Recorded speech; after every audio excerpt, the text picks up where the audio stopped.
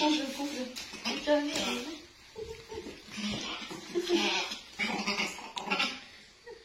Thôi xuống. Xuống nào.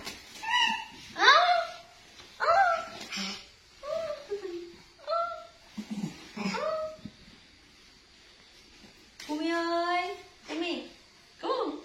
Ơi, cu.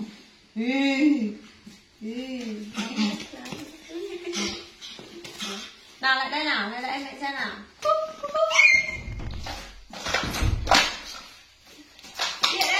Lại đây. Ơi. Ôi làm cầu rồi. Mi ơi, Mi đến giờ này mẹ cho này, mẹ cho này.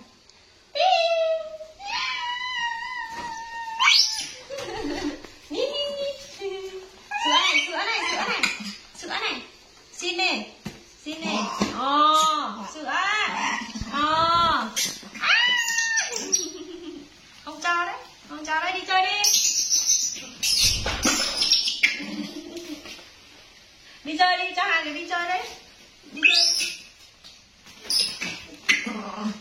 Này, sữa của mẹ đấy. Này. Trêu nhau ấy. Nào. Không cho đâu.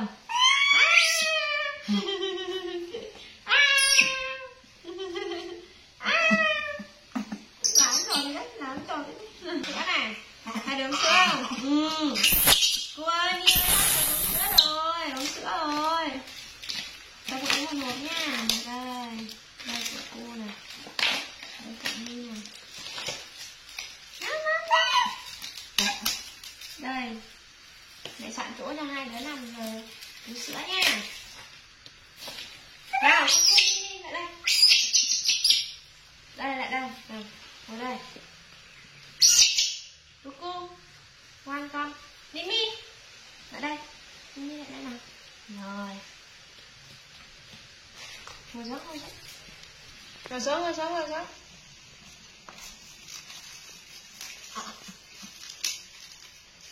Nào, ngồi xuống nào. Nào. Nào, ngồi đây.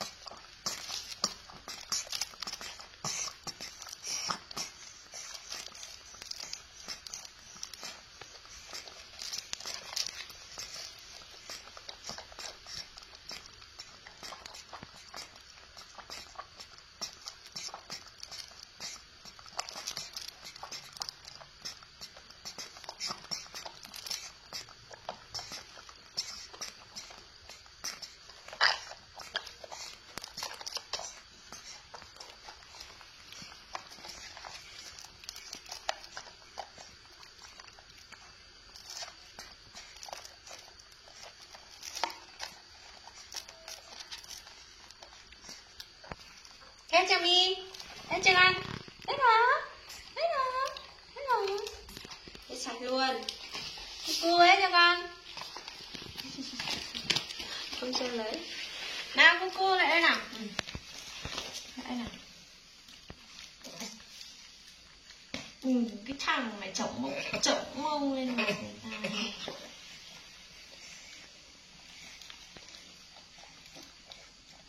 Thế rồi.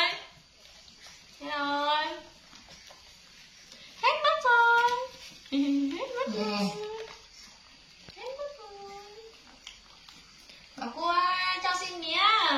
Hết rồi, Mi hết rồi, cho xin miếng. Cu lại đây. Lên đây ngồi.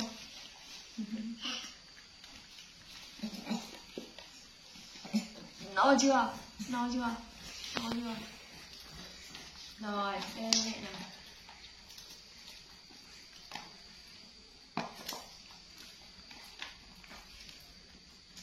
Làm gì đây? Rồi, đưa đây nào. Đưa hộp sữa đây nào. Đưa đây.